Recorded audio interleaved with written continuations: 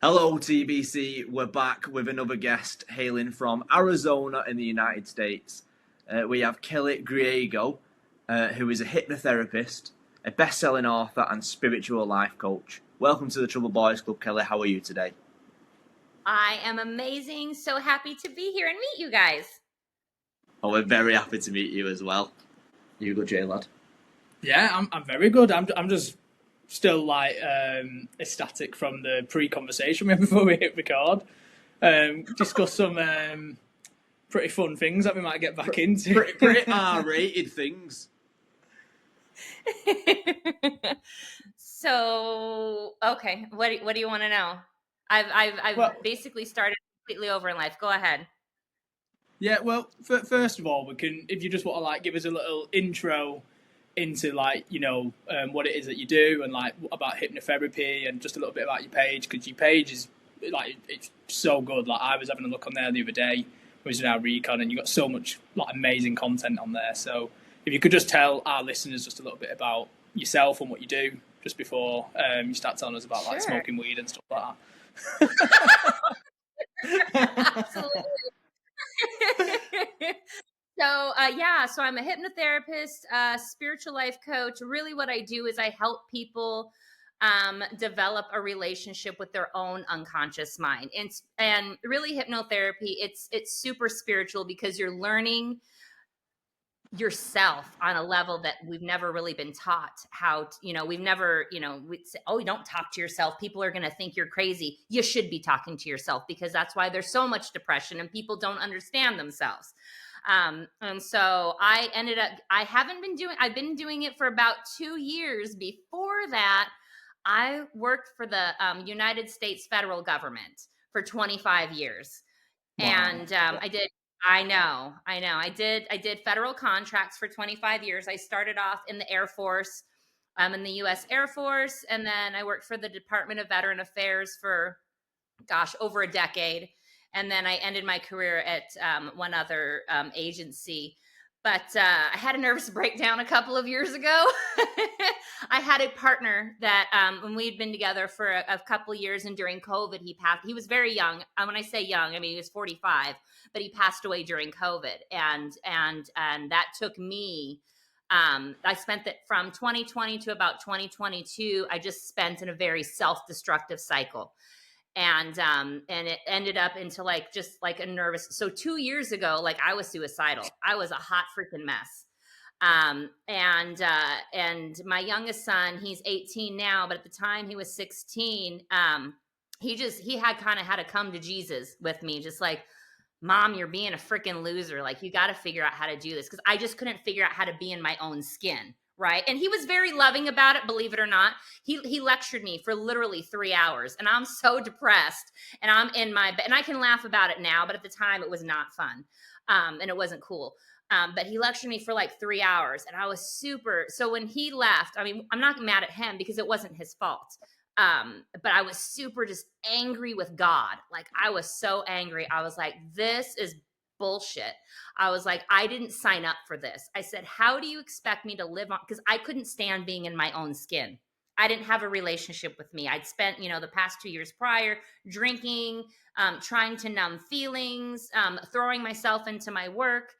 And I said, you expect me to live here for another 40 to 50 years for other people? And when I meant other people, I meant my sons, because they were going to be leaving me in the next 2 years. And I knew that.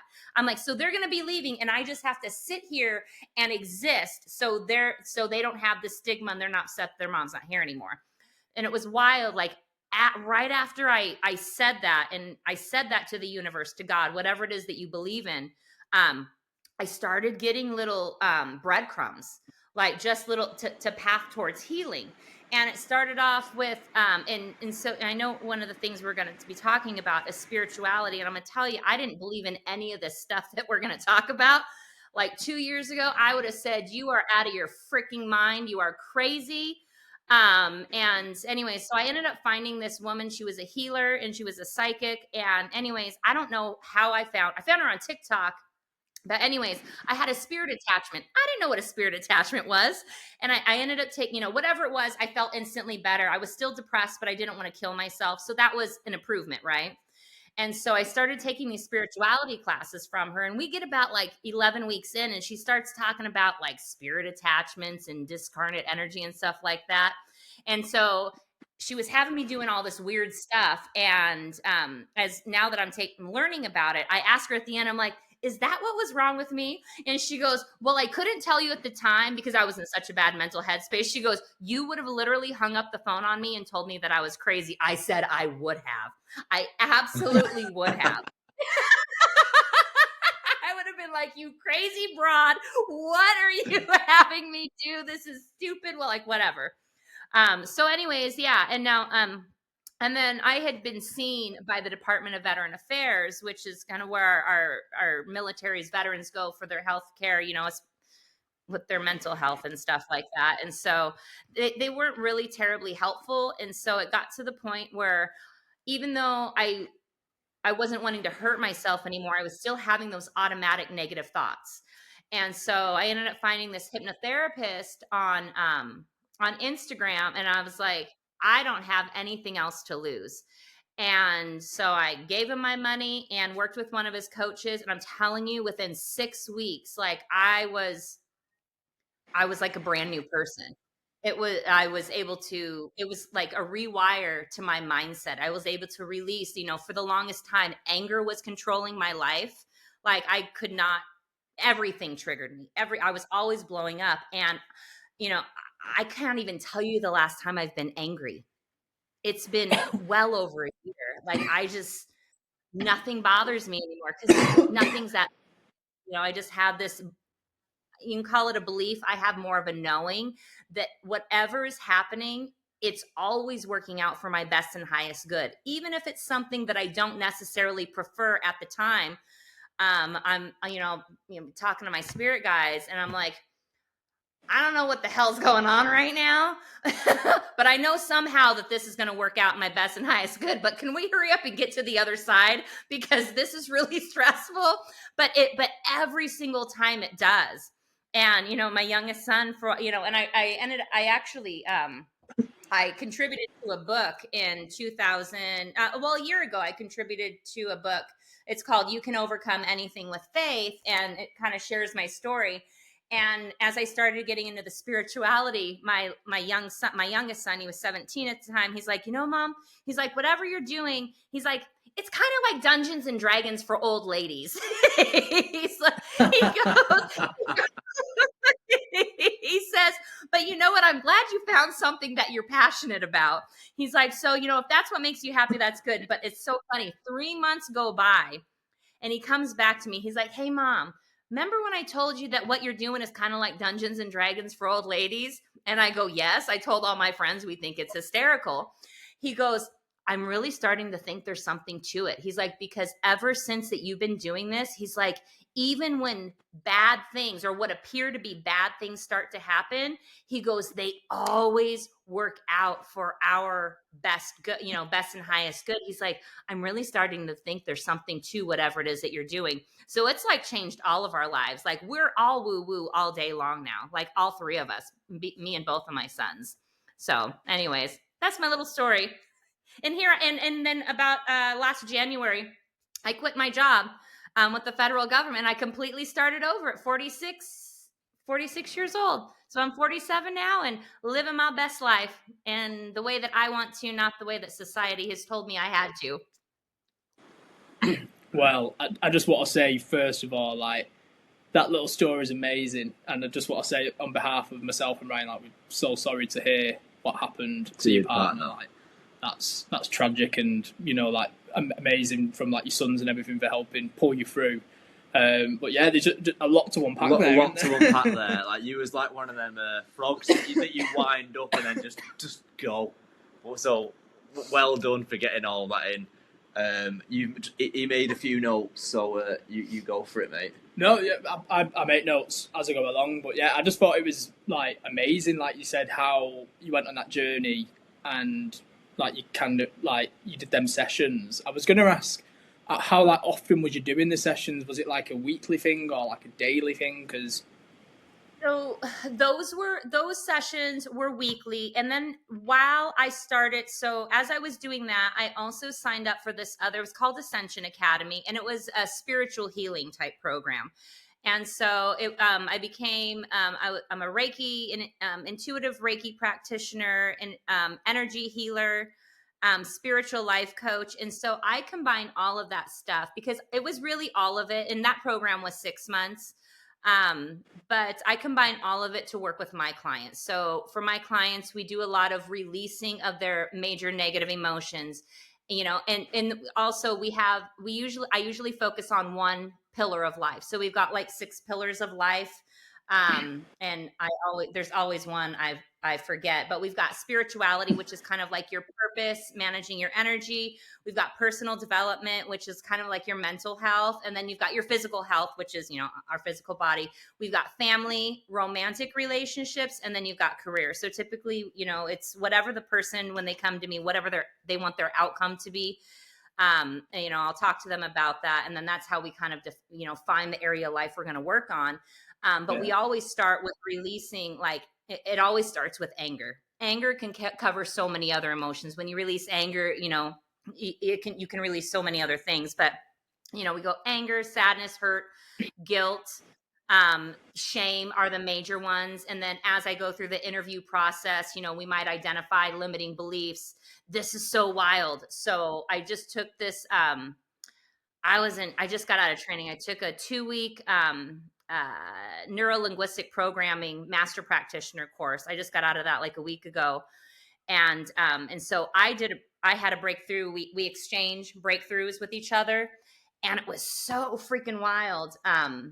This one guy was working on me, and I didn't know. I'd done so much release work and all of this stuff. And so I'm like, I don't know. Go ahead and put I'm not worthy. I don't know. It's coming up. I don't really feel it because I know I'm amazing, right? Like, I just know that consciously. But I said, here, write it down. I said, we're just going to release all this stuff. You ready for some wild stuff? So. Oh, ready. When we so as we're going through the release process, we got rid of all the, the major negative emotions, and we start with I'm not worthy.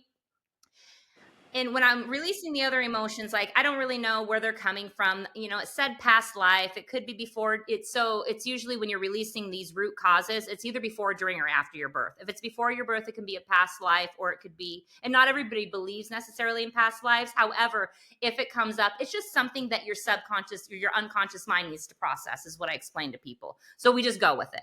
So it could be past life. It could be generational. If it's during your birth, it would be like something could have happened, like, while you're in your mother's womb. And then if it's after your birth, it's from ages 0 to 7, when you're kind of walking in a hypnotic state and you absorb everything from your surroundings. So anyways, when this guy's having, okay, well, is it before, during, or after? I got 5 generations. So freaking wild. I got a vision.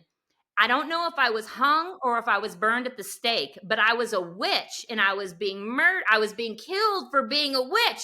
And this is like the vision that I got. And so I didn't just get the vision, but like my whole body started shaking. I was like, I think this is it. Like, I didn't think it was I'm not worthy, because like consciously I'm like, I'm freaking amazing. I know I'm worthy. But no, like in my unconscious mind, I was like, dude, I think that was it. And I told him what I saw. And then there were some other limiting beliefs that we were releasing. It kept taking me back to that lifetime. I was like, this is freaking wild. So I don't really know exactly, what happened. And it was I'm not worthy. There were a few other things that I think it was like I'm not heard, and like, basically I have to speak my truth, and if other people don't understand it, that's okay. Meaning that I have to validate my own, my own beliefs or whatever, that I don't have to look for other people outside of me. And that was something that was affected by that lifetime. So yeah, you never know what's going to come up. I was like, that's freaking wild. But I've had interesting stuff like that with my clients that come up too, working with my own sons. It's just like, I'm like, man, you can't make this stuff up. Like, how do, all these people, across the world, like, they're coming up with these random scenarios. Like, none of these people know each other. They can't all be out to try to trick me. Like, there has to be something to it. But yeah, so I thought that was wild. I don't know how I got on that story, but here we are. That's amazing. We So do that good. all the time. We take rabbit holes and we'll talk about one thing and then we'll end up talking about a bag of potatoes or something. But Or sprouts. yeah, all sprouts. But no, that's absolutely amazing, and I love how like your perspective on life and you know how you've got into that and then come out the other end. It's unreal. And I just wanted to say one thing that popped into my head when you was talking about emotions, and I hope that this connects because I've spoken to someone about this on another pod, and they was just like, "No, I've not seen that." I wanted to ask, have you either heard about or seen the movie? It's a kids' film, but I'm thinking you might have seen it. It's called Inside Out. Yes, the Pixar movie. With the Yeah. emotions. Yeah. I just watched it like 3 weeks ago. Yes, maybe like 4 weeks ago I did. Yes, I just watched it. Yes. Yeah, because I was saying that I think the film is just unbelievable. Like how, because it's obviously for kids, but how they're tapping into them kind of things and highlighting it with kids, and you know things like anxiety and anger and all stuff like that. Because like you said, anger's like one of the main ones which spreads into all these other areas. I just thought it's just such a brilliant film, and I thought if you hadn't seen it, I thought you might appreciate it just because of the stuff you were saying just then. Like, it's brilliant. Yeah, I got, and I did. I watched it just a few weeks ago because I saw it. I'm like, I'd been meaning to watch it, and I was like, yeah, that it does resonate with me. I love that stuff. Oh, no, that's cool. Well, I do have a question that Yes, sir. it come from the back of when I was looking on your Instagram, and you might have kind of answered it already in some kind of ways, but I wanted to ask. So I know that you've had a very like high demand job, and you're no longer doing that job. Like you said, you've kind of just like binned it off and started again, and you know doing it how you want to do it, and not how like the rules say you should do it and stuff like that. So there was something that you said in one of the videos that you put on your Instagram, and it was like that your life was defined by success and purpose. Now, I think I resonated quite a lot with this quote, as people tend to say similar things to myself in terms of I work a load and then I work outside of work and then I do this podcast, and then I'm always kind of looking for that next thing to do, because I feel like I've always kind of been driven a little bit by that kind of success, like what you said there. And people always like, especially my partner, I get it quite a lot where she'll say like, slow down and enjoy the moment rather than trying to chase all that and not enjoy the moment. And I just wanted to kind of get like, unpack it a little bit, like from what you was talking about on that video where you mentioned that quote, and I'm guessing you no longer stand by that quote. Your life is no longer defined by that. Is that right? That is true. I vaguely remember what you're talking about, but it was like when I worked for the Department of Veteran Affairs, I was a director. I was a deputy director. I ran for quite a few years the second largest construction division in Veterans Health Administration, and it was the number one construction division in the country for a few years. And so like I had a really good a really good reputation. Like I didn't have to like really apply for promotions. They were kind of just like, hey, this is the next thing, would you be able to do this for it? Like it was like everything I touched turned to gold. I never really wanted to be a leader, and then I just kind of threw my name in the hat and I kind of got put in that position. But I was really good at it. Because when I got into the position originally, I was like, okay, like my work has always been good. Like I always took pride in my work, that my work had to be better than everybody else's. And then one day, like literally overnight, I'm in charge of all these other people's work. And I'm like, okay, I have to figure out a way to have these people want to work for me and do a good job, because I needed their work to be as good as mine. And somehow I don't even know how I figured out how to do it, but I did. And people loved working for me. And so like it was like people like followed me around. Like when I left the Department of Veteran Affairs, I took like half of their workforce with me to where we went, because maybe a little bit more than half. I went to this other agency. They're like, Kelly, can you get us? Now I only took the people. that I knew were good employees. And I have this one guy who was he was a couple of level. He was an executive, and he's like, well, why don't you take some of the bad people? I said, do I look stupid? I said, why would I take the people that aren't good producers? I said, you can go ahead and deal with that. So not everybody, liked me on my way out, but that's not my problem. But the people, I had like a following because they knew I did good work, and that I also took care of my people. As long as you did what you were supposed to do, and if you messed up, that was okay, but don't lie to me about it. Like, tell me right away, because we can fix anything.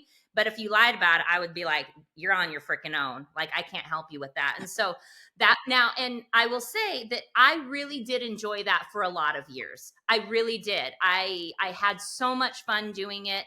I was able to provide very well for my sons. Like, and that was a couple intentions that I set. I was a single mom very early on. Like, my baby, he's 18 now, he was only 4 months old. So it was me, a 4-month-old, and I had a 4.5-year-old.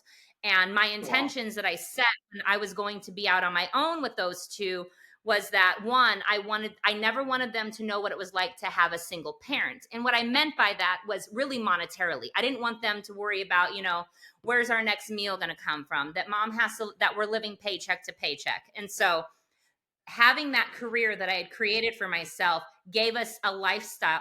We always had, nice homes, they never went without or anything like that. And the other intention I set with those two was that they would love each other above everybody else. And it turned out to be at the detriment of my own self for a while, but it all worked out at the end. But yeah, and those two, when they moved, they are each other's homies and all that stuff. But yeah, so I identified with, and even my kids, they've only known me as mom's the lady in charge. Mom goes to work and everybody listens to mom. I would have to take them to work sometimes. And, if we had like a family day or whatever, I'm like, okay, you two have to entertain all the other kids because mom's in charge. That means you're in charge and you have to lead by example, for the other kids and, participate in all these things. So that was kind of just how I feel like that was my identity. Like, when, I can't explain it. Like, it was, you know what I mean? I can't explain it, but it. Well, I was going to say 100%, and I feel like you've got that across very well just in the 20 minutes we've been speaking to you already. I get that energy from you already, that you are like naturally kind of like a leader and people will gravitate towards you. I was just going to say then, so obviously like in terms of your work and being very career driven and, very successful person, like you said, your children had to grow up kind of seeing that and you being that kind of leader in the room all the time. Do you think that's going to like kind of translate into them? Because you mentioned before that they're like in their late teens and early 20s, both boys. Do you reckon that's going to go into them and they're going to kind of have that attitude of like, I'm the boss, I'm the leader? Yes and no. My youngest son, he is yes and no, because they have seen since my partner George passed away, they've seen the three of us have gone through trauma and a lot of healing and spiritual growth together. And so their mother, before, I would have been like, oh my gosh, you have to do this. You got to do this, because if you don't do this, it's going to make me look bad. Like, because I did all of this for you. Now you have to make sure that you turn out to. I am not that way anymore. I am not that lady. Like, I am like, when my son said he doesn't want to do college, I'm like, actually, he didn't even say he wants to do college. He told me that that he'd been sleeping 13 to 16 hours a day. I said, honey, that's depression. I said, is he a liar? Yeah. I was like, dude, that is depression. I said, that is your body telling you you're not doing what you're supposed to be doing. I said, I never told you have to go to college, but that is not the woman that I was 4 years ago. Like 4 years ago, I'd have been like, you said you were going to do this. You work this way. Now you got to follow through. Like, you know what I mean? My youngest son, he is very leadership oriented. Not so much to where he's going to be, for a while he wanted to go into the military, and then thankfully he doesn't want to anymore. So I'm like, yes. Yeah. It was a good experience for me, and for a while I did support that for a long time, but because again, I am just not the same human being that I was. I'm like, if you cannot go in, I'd prefer, do what you want. But he was, at first, he wanted to do military. He wanted to go into politics for a little while. And I think that still crosses his brain a little bit, just because he really doesn't love the state of our country. And he's like, I don't know if I'd ever want to be president, Mom. He's like, because that's a lot. He's like, but if maybe I could just be governor of Arizona to fix my own state, so that the people in my own state, had, had a better quality of life. He's like, we shouldn't have like ghetto on one street and like mansions on the next street. He's like, everybody should have, a nice place to live. And I mean, his I'm not going to get into what his thought process and policy, but I was like, how do you think about that? I mean, he's been thinking about that stuff since like 15. It's weird. It's weird. I didn't think about stuff like that when I was his age. But he's really into like world events. Yeah. Yeah. So I do see him, if if something were to happen, as we continue this, whatever direction, the world is going in and stuff like that. If he had to take a leadership role, he absolutely would. I don't see that with my oldest son. I think he's more,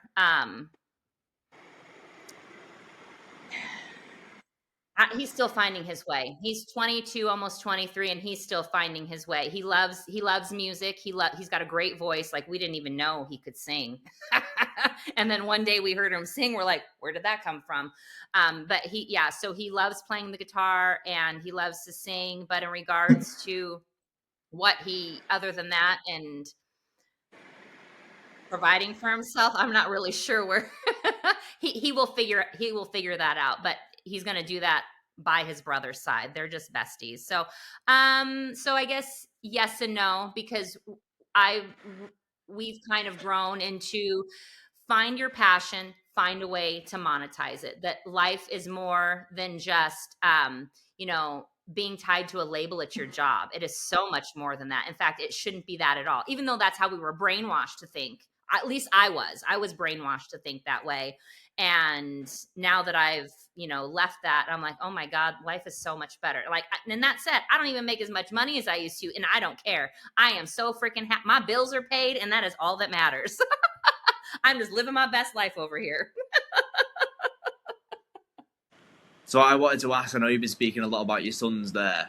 So I wanted to ask you what motherhood has taught you about life. Because you were saying when you was a single mom and you had a 4-month-old and a 4-year-old, you kind of just put like tunnel vision on creating a good life for them. And you can, when that happens, you can neglect yourself and your own battery and your own, like your own mental health, your own anything. You're just like, I'm focusing on the kids. I don't give a fuck about myself. And that can be okay short term, but if you try and do that for a elongated period of time, it becomes detrimental to you and the children, doesn't it? So, because I'm a single parent myself, so I kind of get the whole laser focus, get the kids sorted, I don't give a fuck about me, and I'll just deal with it kind of thing. But I'm noticing a bit of a shift of like being okay with doing stuff that's a bit selfish and good for me rather than like just them. So I wanted to ask you what like being a mother has like taught you about like life and how to conduct yourself and how to make sure that you do things for you as well as your lads. So I mean, who I am now is different who I used to be. So what I teach my clients, you can't pour from an empty cup. You have to love yourself first and care for yourself first. And I don't mean that we neglect the children. However, if we're not pouring into ourselves, how are we showing up as the best version of ourselves for our children, or for our spouse or for anybody else? So I do teach my clients that too. And now when I was growing up with my kids, I didn't understand about all our bodies. We've got our mental, emotional, energetic, physical, and spiritual bodies.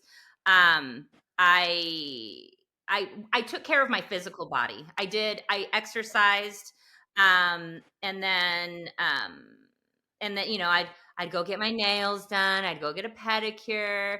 Um, but I mean, that was pretty much really the extent of it. Now, and with that, and because I did that for so many years, I mean, it turned into a full nervous breakdown at 44 years old. I mean, so and I don't want that for other people. I apparently had to hit rock bottom in order for me to figure out, oh, maybe you do need to care for yourself. Because when I did hit rock bottom, I wasn't caring for anybody. Like, thankfully, as long as I had money, which I did, the kids, I would just give the kids money and they would, buy themselves food. But my house, I didn't leave my bedroom at one point in time for like 8 months straight. I Wow. was depressed. I would eat like once every three, and this was, I think, 2021. I want to say like 2021. So it was shortly after George had passed. And I mean, I was a mess. And my house was like, it got so bad. Well, I didn't even see all of it. I got like a 3-story house. And so I have like a basement. The kids had I'm in the basement now. They had turned it into, like, eventually when I finally got out of bed, it was, like when you take your trash and you go to the dump. That was what the basement. It's like a jump. It was like a jump. It was like a dump. I was like, it was so bad. Like, I was so embarrassed to even call my cleaning lady. Like, I had friends. I don't exactly remember everything that happened, but I think I'd gotten so bad. My sons must have called a couple of my friends. One drove up like 2 hours south and then the other one drove in from, I mean, she was only 30 minutes away, but they came in, they saw this. At that point, I hadn't showered for like 2.5 weeks. I was a mess. Everything. And they, helped get my house in as much order as they possibly could in a full day. And the other one took me to the VA. And so, I mean, neglecting yourself, you can't care for anybody at that point. And I was blessed that they were older. Like, this happened when they were a little bit older. So, but I can't even imagine if this would have happened when they were, I guess I probably would have handled things differently had they been littler, if that makes sense. But I don't know, because it didn't happen that way. So, but yeah, I do. That is one I teach my clients about, self-love, self-care, developing a self-care plan for all of your bodies, and we do mental, emotional when we work one-on-one together. We do spiritual and energetic when I do weekly group healing calls with them as well. And so we might do a guided meditation, we might do some Reiki, hypnosis, whatever, a group hypnosis or whatever. So we do those weekly so that they can, get their energetic and spiritual healing, and add that to their caring for all of their bodies. So, yeah. That sounds amazing. What kind? Is it just on like online classes that you do, or do you do like in-person ones too?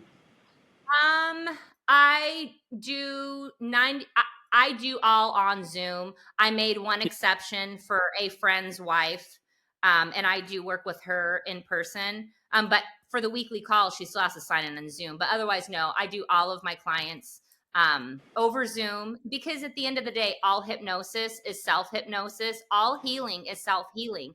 I'm just your guide. I'm teaching you how to heal yourself. I'm teaching you how to have your own relationship with your own subconscious mind. Like, these are tools that when you learn, like, I can do this stuff. This is so weird. So I was getting ready to go to Cancun the other day, and I was starting to like feel some like worry and anxiety. And so I'm driving, right? I'm having a conversation with myself in my own head. Fear of abandonment came up. I'm like, fear of abandonment? Where did that come from? And I had that as and well. I was like, it was so weird. And I was like, okay, was it before, during, or after my birth? And I did it like within 5 minutes, all in my own little head. So these are tools, like, once you learn how to have these, conversations with yourself, you can and having these negative emotions come up, it's not bad. It's when they control your life and you don't know how to address them, that's when it becomes bad. But if like something comes up, like I'm like, oh, okay, what do I need to address? And that's, I'm in the car just driving. I'm like, where did fear of abandonment come from? Okay, let's find out what this. And I was able to take the positive learnings and let it go. And within 5 minutes, while I'm driving, my eyes were open. Don't worry. I was able to release it. I know. I was like, dang, I'm so good. It was just like that. I was like, that's so wild. I didn't even know I could do that. I impressed myself. But yeah, then that's what I tell my clients, after, one of our last sessions together, I'm like, now that you've been through this, you can take these tools and talk to yourself, figure out what's coming up so that you can release it. I'm here to help, guide you and teach you how to do it and release, like, so that they're not controlling your life anymore. Because that's where I was like, sadness and anger. Like my youngest son, he even said, like, after about 6 months of my healing, he's like, Mom, he's like, you never get triggered anymore. He's like, kind of weird, because I mean, anything would trigger me and I'd be yelling and screaming at somebody over something that made no sense. And he's like, it's kind of weird. He's like, don't get me wrong. He goes, it's really nice. He's like, it's really lovely to be around you. Like him and I, we went out and sang karaoke last night when I got home from Cancun. We went to the Cava bar down the street. We went and sang karaoke, and I'm Tyler's mom. That's how they introduced, I'm Tyler's mom. Oh, that's mint. What song did you sing? What song were you singing? I sang Alanis Morissette, Ironic. Isn't it ironic? Don't you think? And then and then I sang Fancy by Reba McEntire. I've been singing that for a long time. You probably don't know what that is. No, I don't know what that is. No, I thought I did at first. You might. It's about a hooker. It's about a prostitute, a mom who tricked her. She sent her daughter out to be a prostitute. Yeah, I'm pretty interested now. She's Reba McEntire is a country artist, and look up Fancy. Yeah. Do your friends? Do your son's friends? If you ever go out and you introduce you as their mum, do you get the term in America MILF? Not from my friends. Not from my son's friends. That's weird. But what I have found out is that all of my son's friends, they call me Tyler's mom. They just call me Tyler's mom. That's what they call me. So I am known as Tyler's mom. Not Ryan's mom. Not Tyler's MILF. Tyler's mom. No, ew. So gross. Nasty. Your little boys have been in my house for the past 5 years. What is wrong with you? That is very true. That was brave. No, I only meant it in the fact, like I said it before the call, like that you do, like when you joined, I was like, oh, you look amazing, you look really fresh and all stuff like that. And when you said that you was 46, I was like, no way, like you just don't look 46 at all. So I wanted, 47 then. So I wanted to ask, what is the secret? Like, what is the secret? Yeah, what is your skincare routine?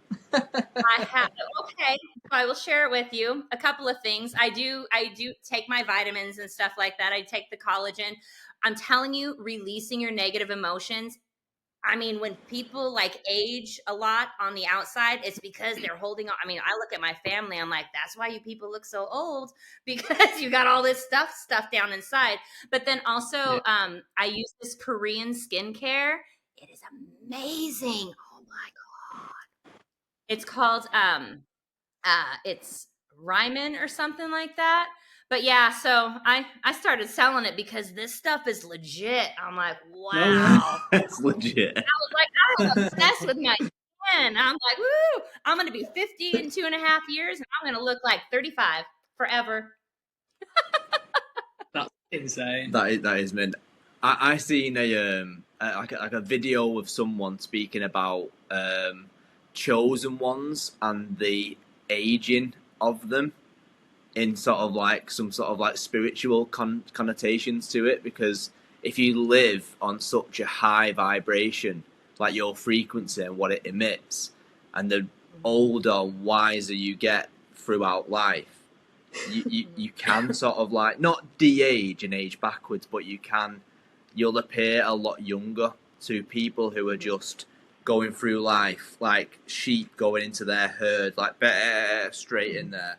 If you're operating on a higher level, you're like, there's more to life than just working, marrying, having kids, dying. Like, there's more to it.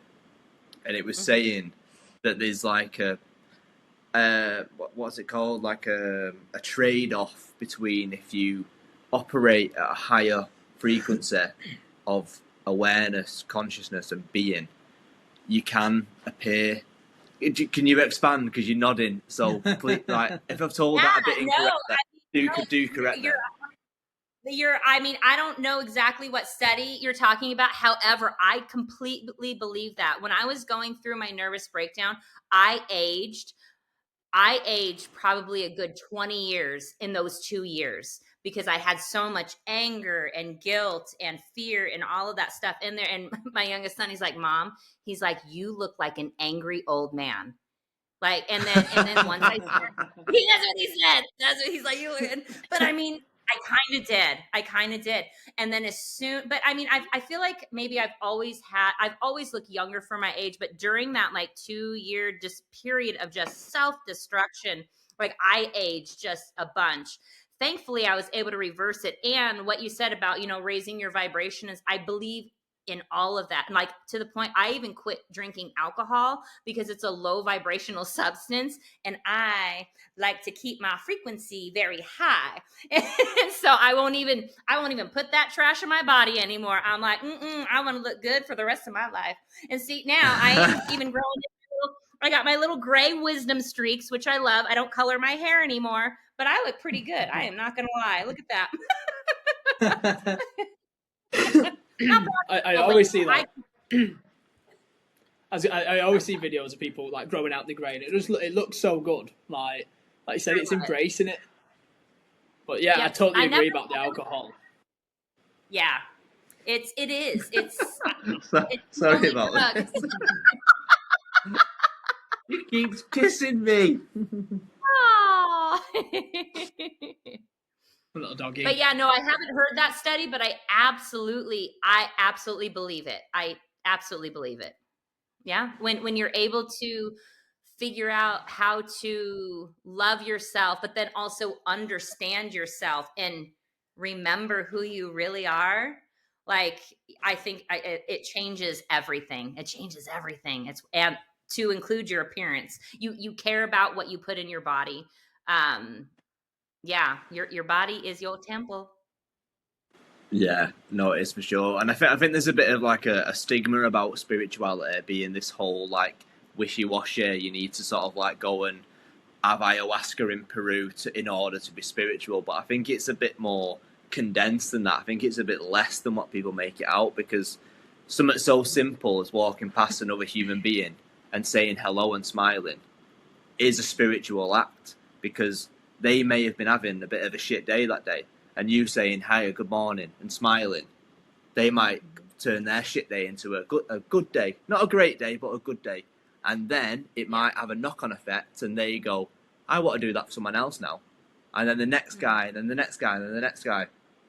That is like, that is spirituality in like a condensed fashion, that something simple as a smile to another human being can create a chain reaction towards unlimited amount of people. If you want to be that first guy to try it because you're operating on a fucking higher vibration, you just think, I'm going to do it, and I'm going to do it to the next person, I'm going to do it to the next person. So hopefully you're just plotting seeds about how being nice can like spread, and you would want people to sort of have that thought process about when they walk past you. If you're having a bit of a shit day, because you can't always be happy, smiling, high frequency and all that. Sometimes you are going to be a bit in the mean, in like the average, and you would hope that someone walks past you and goes, I'm going to say hello and smile at that person.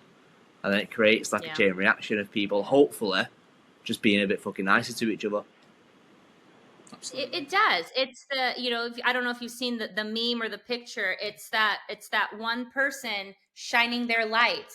And, whether that is, the smile, and at the end of the day, we're all connected. And so, it's that smile, and that person touches the next person, and that person lights up, and the next person touches and the next person lights up. And it's shining your light love, and just yeah, exactly what you said. And yeah, I haven't done ayahuasca or anything like that. I've just done a lot of mental and emotional release, but I might eventually do it. I don't know. I had the opportunity to do it, and the timing wasn't right.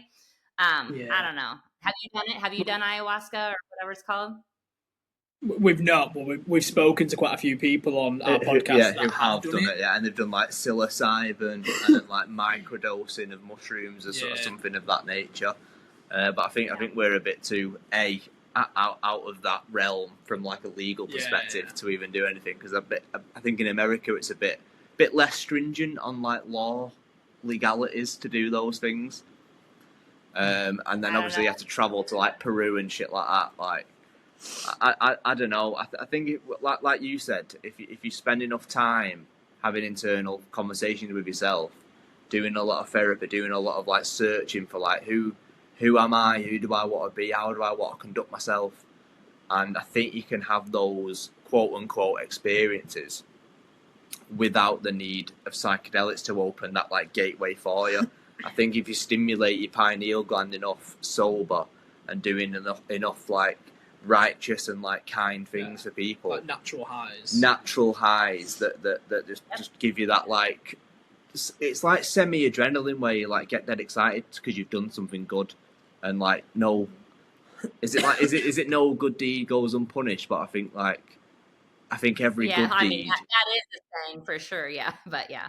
Yeah, and I think like you can have those little enlightening moments or effects without the need to do psychedelics. Like that's just my opinion. I don't know if you share that. I don't know if you might share that as well, because you don't do alcohol. You don't. I was going to ask about weed. Oh yeah, can you get that spiritual like smoking your son's weed? Okay. I do not smoke weed on a regular basis, but it is legal in Arizona. But I mean, you know, Mike, I was telling you, I started. Well, first of all, what you were just saying. Oh my God, I just had a brain fart. I'm all over the place. I'm all over the place. Hold on a second. Are you hot? Whatever. I know. A little bit warm.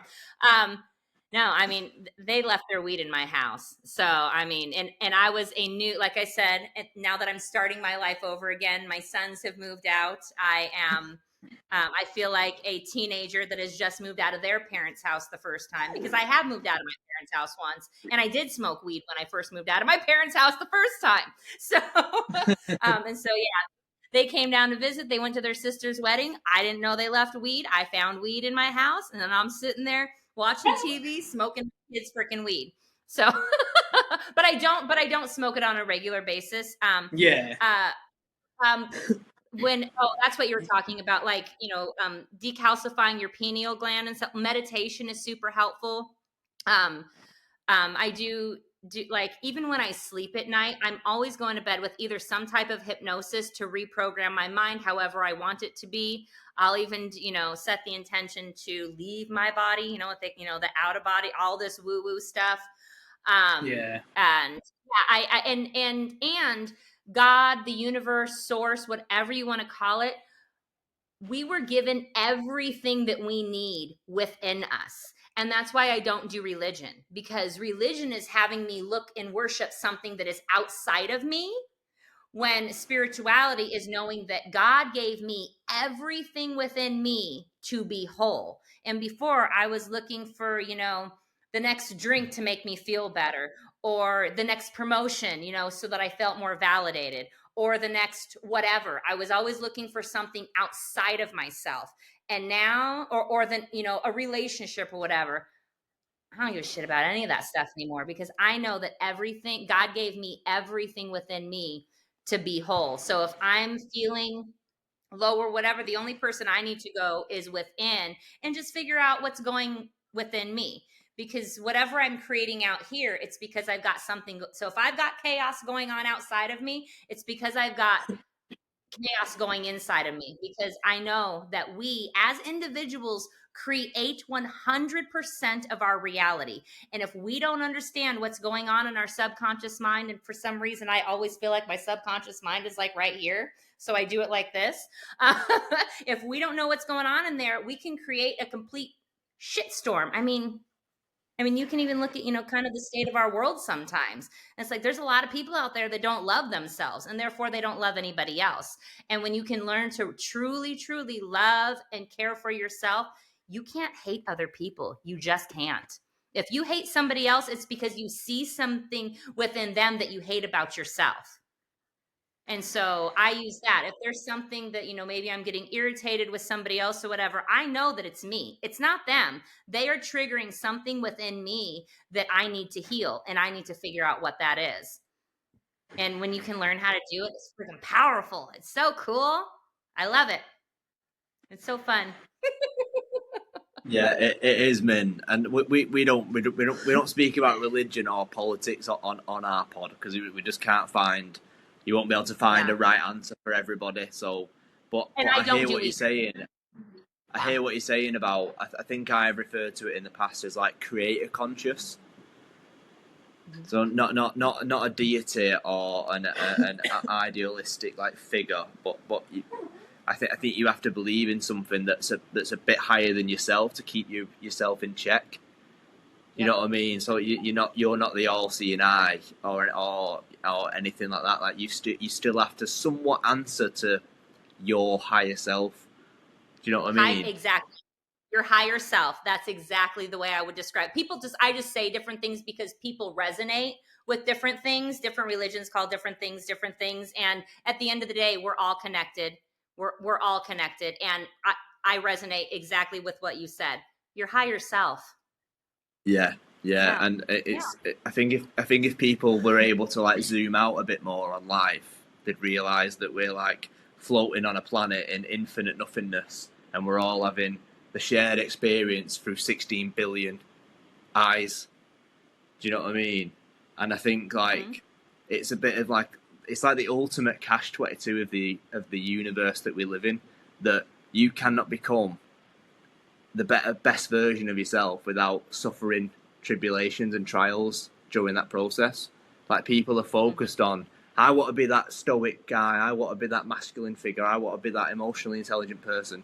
But to get all these things like in yourself, in part of your personality, you're gonna have to suffer through fucking hell and back to get them. It's so true. That is so freaking true. I was so freaking miserable 2 years. 2 years ago, I can't even explain. I did not want to continue to be here. I don't even know. I had these little goggles on. Like I could not see anything outside of my doom and gloom. I was a hot freaking mess. And then for me to be able to see like this infinite world of possibilities, I'm like, how did I get there from here? It was going in and doing the work. For me, I did have to kind of hit rock bottom. You don't have to hit rock bottom. You do have to go through experiences. And that's another thing I tell my clients. There is no such thing really as good as bad, or good or bad. Everything is an experience, and what can you learn from it? So that if it was something that you didn't prefer, what can I learn from this so I can put it behind me, but then take the lesson so that I can grow? Life's about experiences and the lessons for the evolution of our souls. But yeah, you're right, and also that leans into like perspective. What people will like see, if they get told like something that you've not got that promotion today, it could be like, well, maybe I wasn't ready for it. Yeah. Maybe I need to stay in this job a little longer to gain a further lesson and then get a promotion. Whereas people will look at that and go, oh, I've not got a promotion, then just sort of like go inward and sort of like spiral almost. Might even lose the confidence to try again.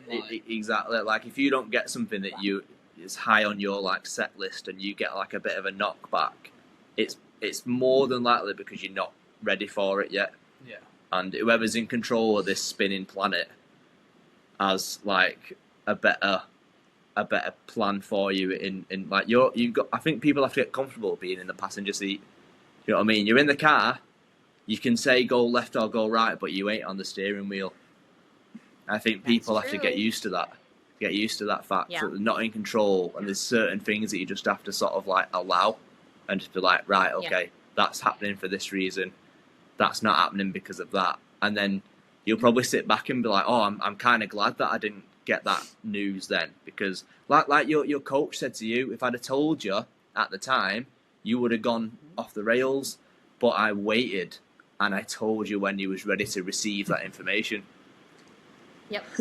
It's a good coach. So that's a good coach right there. That's right. She was a pretty good coach. That's true. She was my introduction into spirituality. So, but yeah.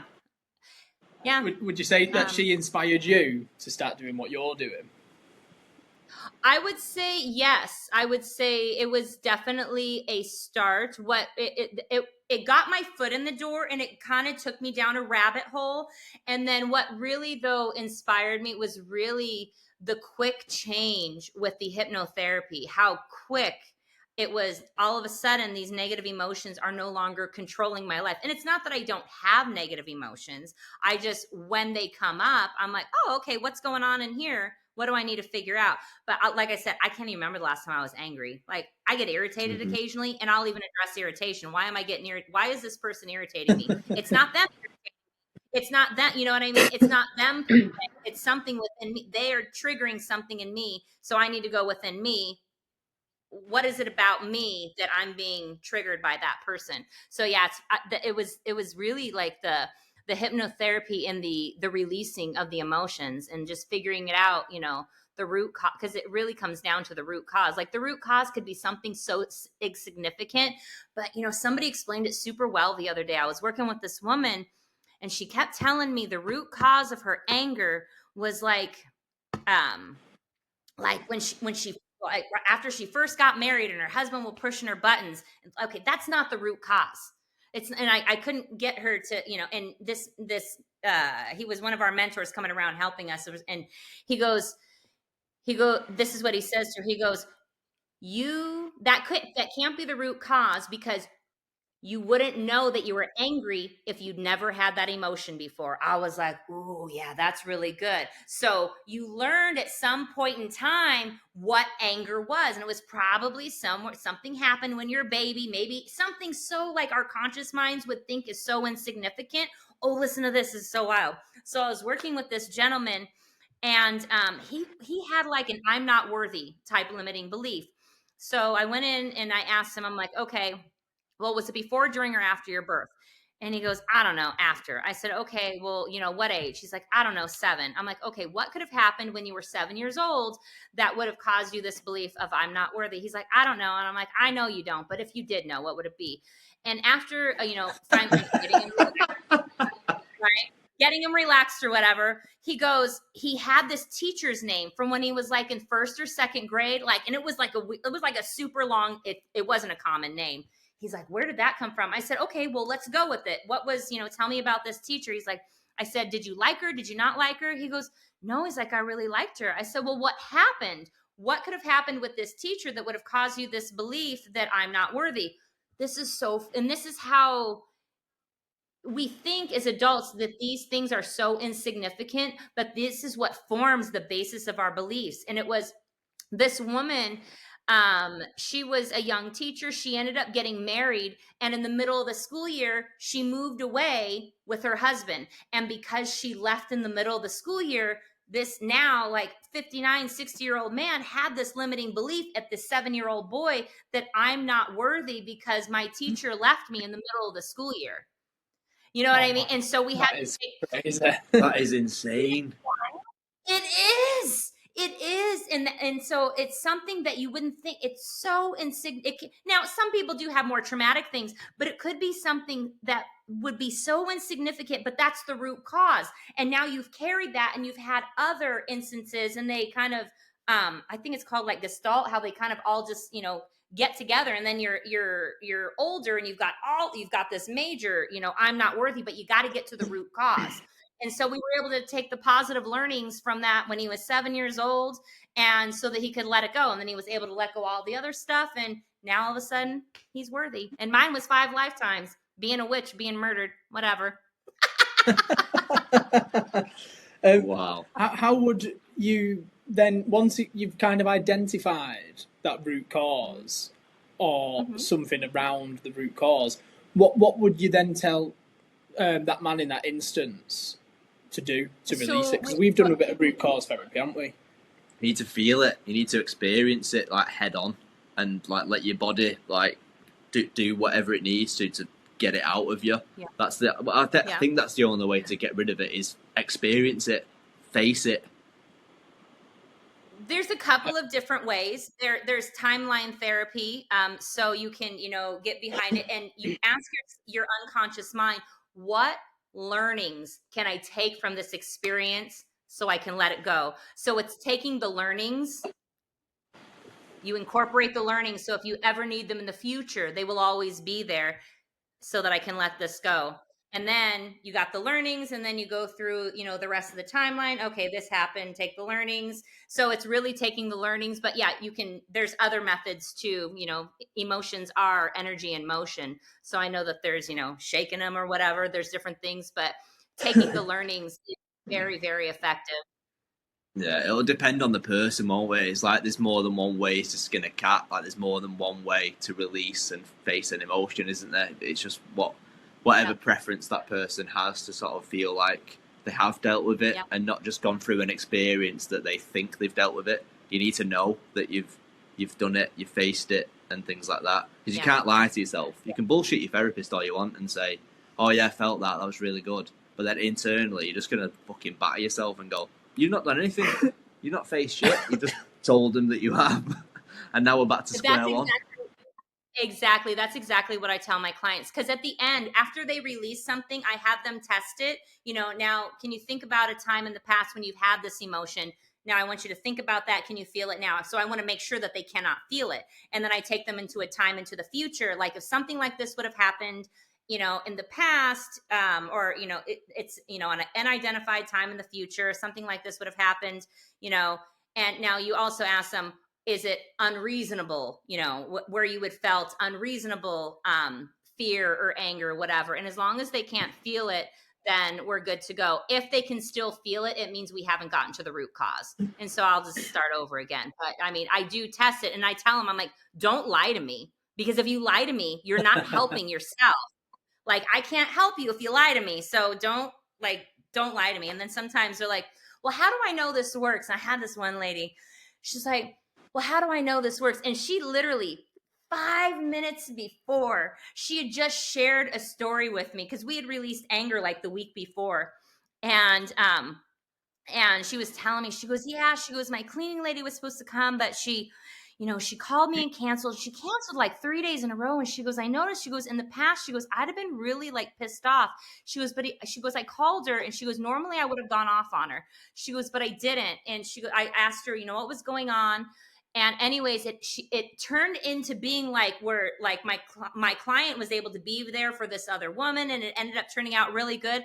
And she goes, I ended up like consoling her and all of this stuff. And she's like, it was completely different. And so then 5 minutes after she just shared this story with me, how she had noticed how she had dealt with her anger differently, she goes, well, how do I know that this really works? And I looked at her, I said, we'll call her Kathy or whatever. I'm like, Kathy, 5 freaking minutes ago, you just told me that you would have off on this lady, and you did it. She's like, oh yeah, I guess I did tell you that, didn't I? I'm like, oh my God. Because the thing, change can happen in an instant, but if we've had years of anger, like how, and you hold on to it for so many years, you can't think how it can be possible. And when it does, like, I ain't even gonna lie, like when I was going through this, I thought it was kind of horse poo-poo, because I'm like, how can this freaking work? Like, I don't even know what this woman is asking me. Like, I don't even know what's going on here. And then all of a sudden, in like 6 weeks, like I'm like a brand new person. So like, even I went into it a little bit skeptical, but I was also desperate too. Yeah. But I went in with a little, like, how is this working? This woman's asking me all these weird questions.